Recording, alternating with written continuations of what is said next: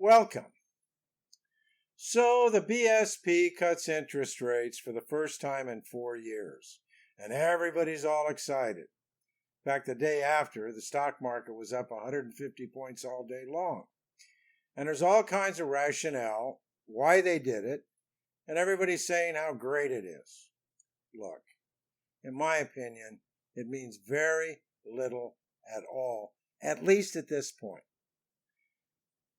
The idea of raising interest rates was because inflation was high in the Philippines. But in the Philippines, inflation does not follow the interest rate.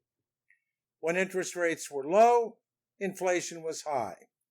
Now, in the last few months, as interest rates are very high, inflation rate has been coming down. But I don't think it has anything to do with interest rates, or if it does, it's very little. Philippine inflation on the short term and the long term and the really long term follows the price of crude oil. That's what it comes down to. You can track Philippine inflation by tracking the price of Brent crude. The reason that interest rates have been high, and they are high, they were high at 6+%, is because the peso has been unfavored, for want of a better term. Now, the other day, before the Philippines lowered interest rates, New Zealand lowered its interest rate, and the New Zealand dollar crashed. In the short-term aftermath of the BSP lowering interest rates, the peso was steady, around 57. And that's a very good sign that there may be a decrease in interest rates again before the end of the year. Now, it's good for the economy. Don't misunderstand me.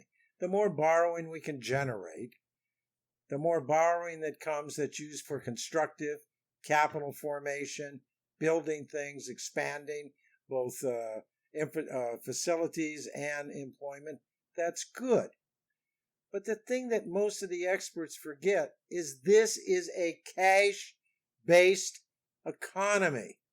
You will never see an American or a European go into the appliance store and pay cash for a refrigerator or a washing machine or a television. Here you see it all the time. In fact, companies encourage you to pay cash because they give you a lower price. What we'll be looking at in terms of the decrease in interest rates is the reaction on the peso. As long as the peso can stay stable, they'll bring interest rates down a little bit more. Now, why is that good?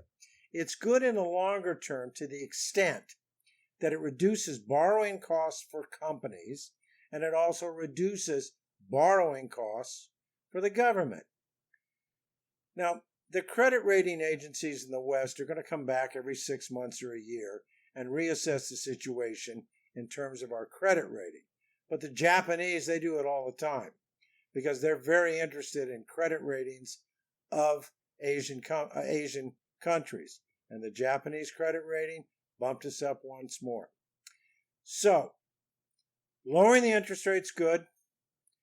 The Fed's probably going to do it next month, almost guaranteed, because they need a little bit of a positive spin going into the election. And here in the Philippines, we may lower the interest rate, probably lower the interest rate before the end of the year. But lowering the interest rate is not going to be some kind of a magic bullet for the economy. It's not going to have much effect, if any, on inflation. And hopefully, we'll be able to keep the peso stable in spite of offering lower interest rates. Thank you.